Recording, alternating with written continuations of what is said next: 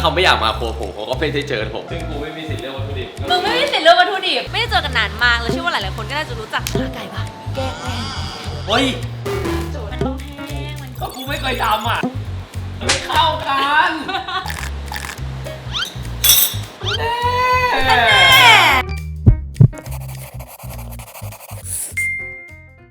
สวัสดีค่ะทุกคนยินดีต้อนรับเข้าสู่เล่าให้ฟังนะคะวันนี้นะคะเรามีนัดกับเพื่อนเนี่ยทุกคนวันนี้เราไม่มาคนเดียวแล้วเรามีเพื่อนซึ่งเป็นเพื่อนที่แบบไม่ได้เจอกันนานมากแล้วเชื่อว่าหลายๆคนก็น่าจะรู้จักเขาแล้วทุกวันนี้คือเขาแบบเปลี่ยนหลายบทบาทมาตั้งแต่ตอนที่เรารู้จักกันก็คือเมื่อรู้จักกันเมื่อประมาณแบบ10 กว่าปีที่แล้วทุกคนน่าจะเห็นสภาพปกแล้วแหละก็คือเจมี่เจมนะคะซึ่งแน่นอนคือตอนนี้เราเห็นเพื่อนเราแบบเป็นเชฟค่ะทุกคนเราก็เลยบอกเจมไปว่ามึงอยากจะแบบให้มึงทำอาหารให้กินแต่ว่ามันจะธรรมดาเกินไปถ้าสมมติว่าทำเฉยๆเพราะฉะนั้นวันนี้นะคะเราก็เลยบอกเจมไปว่าแบบเดี๋ยวฟังจะเป็นคนซื้อวัตถุดิบเป็นแบบ mystery box แล้วก็ให้เจมเป็นคนทำแบบว่าสรรสร้างอาหารจากวัตถุดิบที่ฟังเป็นคนหามาทุกคนตอนนี้เราอยู่ที่วิลล่านะคะเดี๋ยวเราไปซื้อวัตถุดิบกันก่อนแล้วเดี๋ยวไปเจอเจมกันค่ะไปวันนี้นะคะรู้สึกว่าสิ่งที่อยากกินเป็นคนชอบกินเส้นมากกว่ากินข้าวชอบกินเส้นกับขนมปังหรือเราเลือกซื้อไป2 อย่างให้แบบให้มันเลือกเลยว่าเอาอะไรซึ่งขนมปังเนี่ยเราจะเลือกแบบโฮเกรนนะทุกคนล่าสุดแบบทำคลิปใช่ป่ะวัดน้ำตาลเทียบแล้วว่าขนมปังขาวกับขนมปังโฮลวีตต่างกันเยอะมากก็เลยรู้สึกว่าแบบขนมปังโฮลวีตเอาผลไม้แต่งจานกันดีกว่าเราต้องคิดแบบคูซีนก่อนไหมว่าเราอยากทำแบบสไตล์ไหนจริงๆเป็นคนชอบอาหารไทยอยากทำอาหารไทยแต่แบบอาจจะเป็นไทยแบบฟิวชั่นนิดนึงไทยญี่ปุ่นละกันแต่ว่ามีสตรอเบอรี่ตกแต่งเล็กน้อยฉันชอบเห็ดเข็มทองแบบรู้สึกว่าอาหารญี่ปุ่นมันจะต้องมีแบบเห็ดเข็มทองแบบเห็ดเข็มทองผัดเนยอะไรเงี้ยนี่พบเจอแขกรับเชิญนะคะมาทำอะไรครับสวัสดีครับเดินซื้อของพอดีเลยครับซื้อของพอดีเลยมึงห้ามดูเดี๋ยวกูจะไปเซอร์ไพรส์มึงที่ออฟฟิศในส่วนของโปรตีนกะว่าจะเลือกไปแบบโปรตีน2 แบบขาไก่ปะแกงโปรตีนอย่างแรกมันอร่อยมากเลยนะฉันชอบมากเลยทุกคนชอบกันไหมคะฉันชอบมากแล้วก็เอาเนื้ออีก2 อันละกันนะดูสิว่าเจมจะสร้างสรรค์ยังไงคะระหว่างมีเนื้อแล้วก็มีตีนไก่ค่ะอาหารไทยต้องมีปลาร้าค่ะทุกคน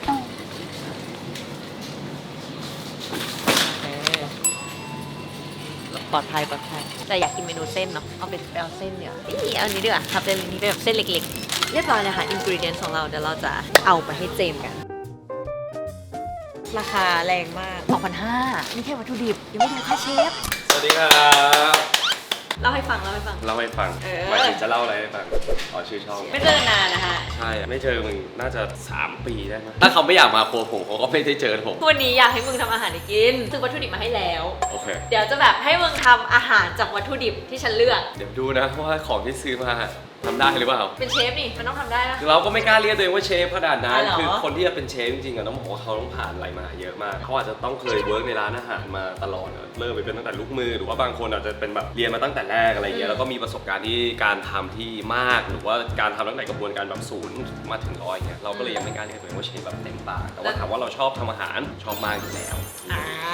เดี๋ยวมาพูดคุยกันแต่ว่าก่อนอื่นคุณทัวร์ออฟฟิศหน่อยวะทัวร์ที่ชั้น2สวยอันนี้สอนเราทำอะไรคือชั้นแรกเห็นก็จะเป็นครัวเนาะเวลาเราถ่ายเป็นวิวก็จะถ่ายที่ตัวชั้น1นี่แหละส่วนชั้น2อันนี้เป็นเหมือนแบบ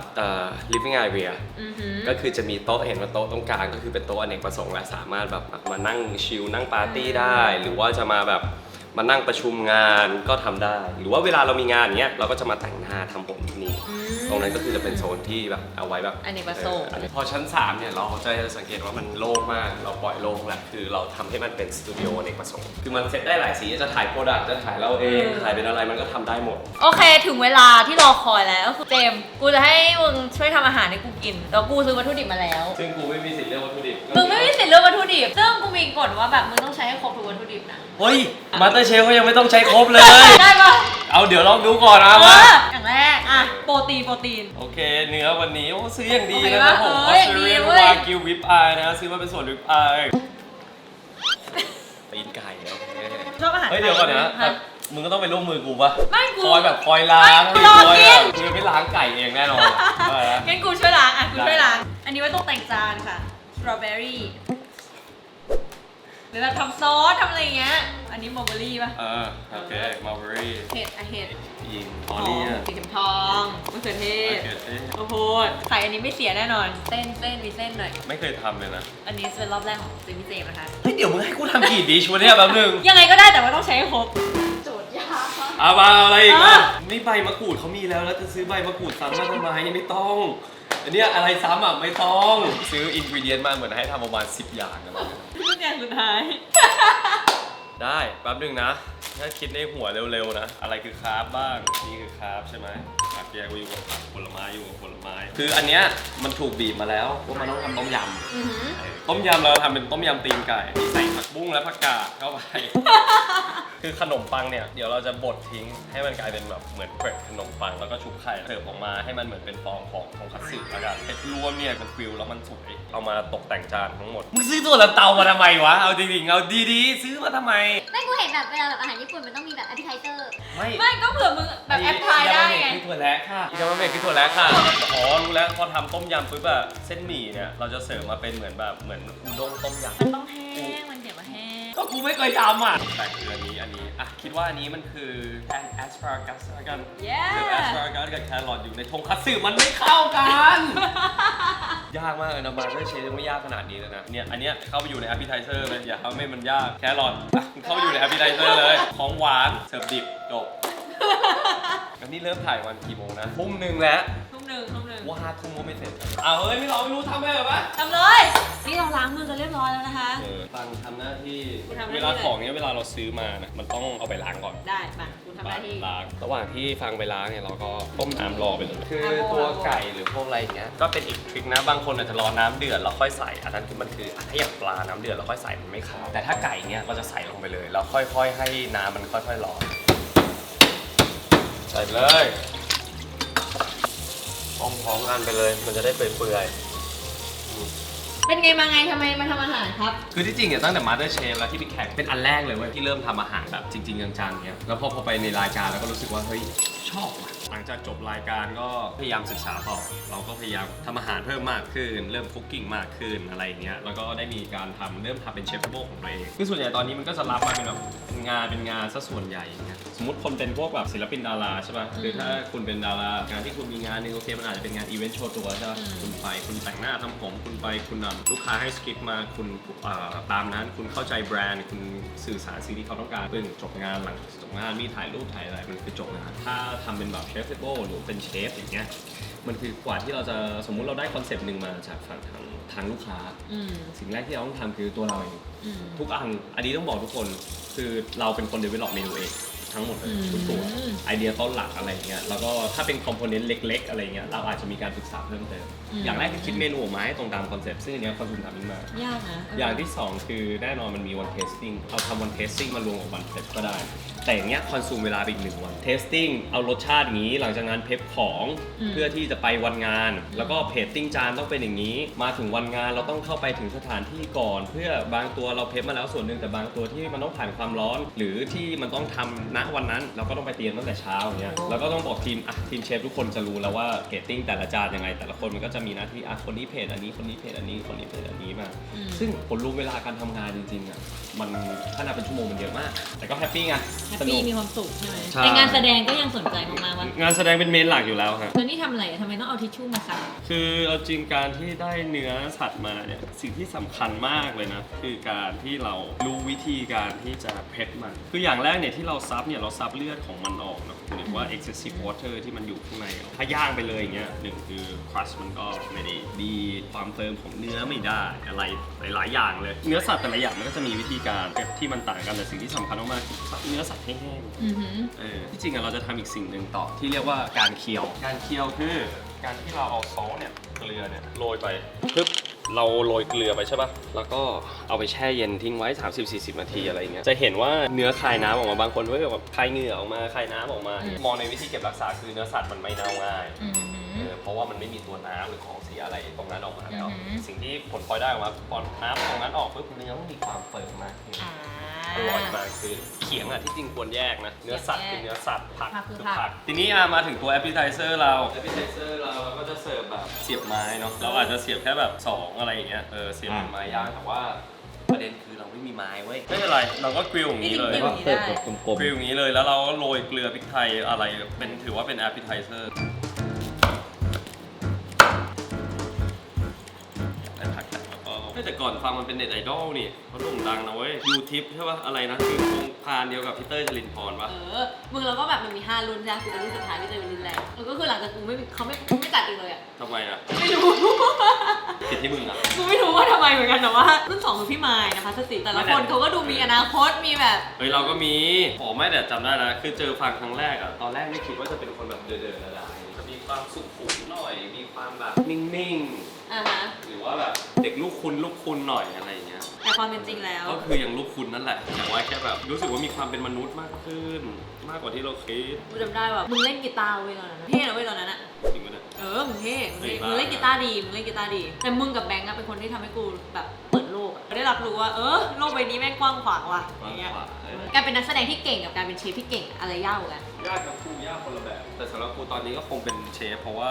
เราไม่ได้มีประสบการณ์เท่ากับการเป็นนักแสดง คือที่จริงการเป็นนักแสดงฮาร์ดสกิลมันก็เยอะๆนะที่เราต้องนีดอะการเป็นเชฟก็เหมือนกัน เดือนหน้าจะเริ่มเรียนเทคคอร์สที่แบบเป็นแบบได้ใบเซอร์ได้อะไรเลยว่าแบบเราเรียนจริงๆโอเคสิ่งเนี้ยเราจะเอามาเป็นตกแต่งจานที่เป็นจานสเต็กของเราสรุปคือเนื้อเราเนี่ยเราทำเป็นสเต็กแล้ว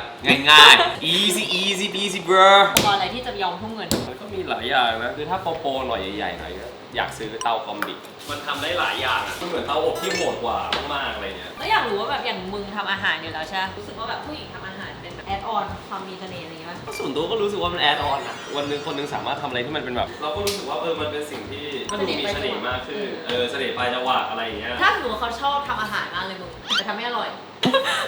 คือสุดท้ายเราก็กินเว้ยแต่เราจะไม่ได้โกหกว่าคุยอร่อยมากถ้ารักกันจริงเราก็ต้องคอมเมนต์กันตรงๆแต่มันจะมีวิธีการพูดที่ถนอมน้ำใจ ถ้าสมมติว่าให้คิดชื่อเดียวอะไรเชฟร้านอาหารที่รู้สึกว่าชอบอยากทำให้ได้อยาก โอ้ยยากว่ะเราก็ชอบเชฟหลายคนน่ะแต่ตำนานหน่อยก็อาโคเปียไว้เขาได้มิชลิน3 ดาวแล้วเขาก็คืนดาวให้กับมิชลินแบบไม่เอาดาวแล้วอะไรอย่างเงี้ยเย็ดเท่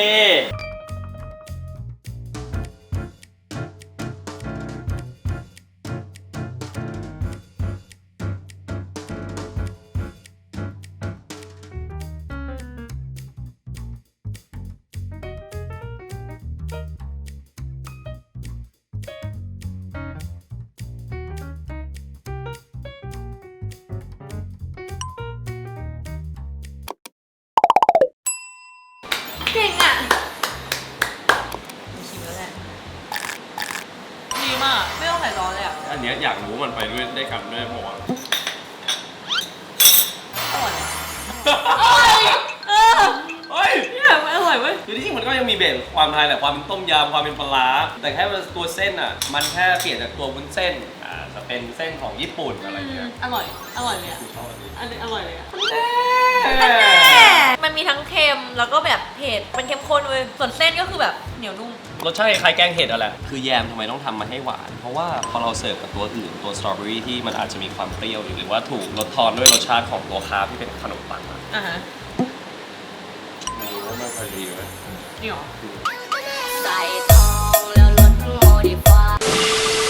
แต่อันนี้ต้องรีบกินหน่อยนะเดี๋ยวมันจะเป็น มัน ไข่ โฟล์ป่ะ พอดี เฮ้ย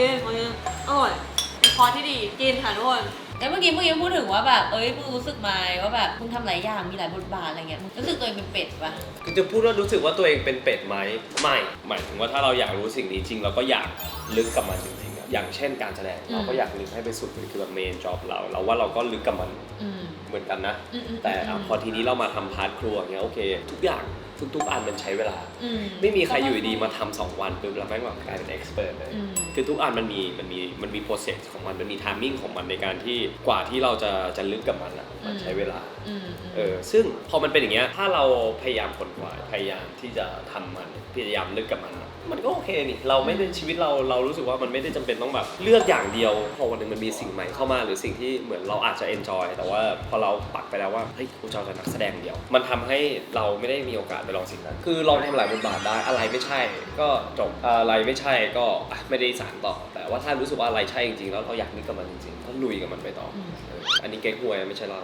เก่งห่วยถ้วยใหญ่ๆแต่อร่อยอยู่ในตู้เย็น แฮ่ มีบทบาทไหนไหมคะที่รู้สึกว่ายังอยากแบบ อยากทำหมายถึงว่าบทบาทอาชีพไหนนอกเหนือจากแบบนักแสดง คือเราว่าทุกคนหลายๆคนคงอยากมี business เป็นของตัวเองก็คือทุกคนอยากเป็นนักธุรกิจในแง่อะไรบางอย่างคือสำหรับเราอยากเป็นเจ้าของร้านอาหารเพราะว่าหนึ่งคือมันเป็นสิ่งที่เราอินอยู่แล้วแล้วเราชอบอยู่แล้วเรามีไวบ์ที่เราอยากสร้างมันขึ้นมาของร้านเรามีเมนูอาหารที่เรารู้สึกว่าเราอยากจะเสิร์ฟให้ทุกคนได้กิน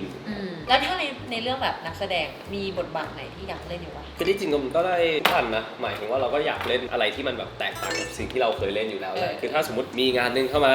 บทมันอาจจะไม่ได้แตกต่างกับสิ่งที่เราเคยรับแต่ตัว purpose ที่เขาจะสื่อสารตัว message ของเรื่องเนี้ยมันดีเราก็รู้สึกว่าเราอยากเป็นหนึ่งในนั้นนะคือสำหรับเราคิดว่าการทำหนังมันไม่ใช่แค่ว่าเราเข้าไปเพื่อเราสนุกแต่ว่าการทำหนังมันได้ให้อะไรกับคนดูคือทุกครั้งที่เราดูหนังจบหรือดูซีรีส์จบหรืออะไรก็แล้วแต่มันจะรู้สึกว่าเราจะมีชุดกระบวนการความคิดอะไรใหม่ๆขึ้นมานิดนึงสมมติดูเรื่องเนี้ยเรารู้สึกว่าทำไมเรื่องนี้แล้วทำให้เรากลับไปนึกถึงครอบครัวมากขึ้นว่ามันกลับไปปลดล็อกอะไรบางอย่างได้เงี้ยคือเรารู้สึกว่าสิ่งนั้นมันเป็นอีกอย่างหนึ่งที่สำคัญมากๆ สุดท้ายฝากผลงานหรือว่าฝากอะไรถึงคนดูหน่อย ฝากติดตามครับผมฝากติดตามของผมในเส้นทางของการที่จะเป็นเชฟละกันเพราะจะไปเรียนจะทำอะไรอยู่นั่นแหละแล้วก็เดี๋ยวสิ้นปีนี้จะมีหนังมาครับผมเรื่องหนึ่งแล้วก็เดี๋ยวยังไงที่ต้องพูดถึงแน่นอนก็คือสาธุ2เจอกันแน่แต่ว่าไม่รู้เมื่อไหร่นะแต่ว่าเจอกันแน่นอน ขอบคุณครับขอบคุณเจมี่เจมส์ครับ เย้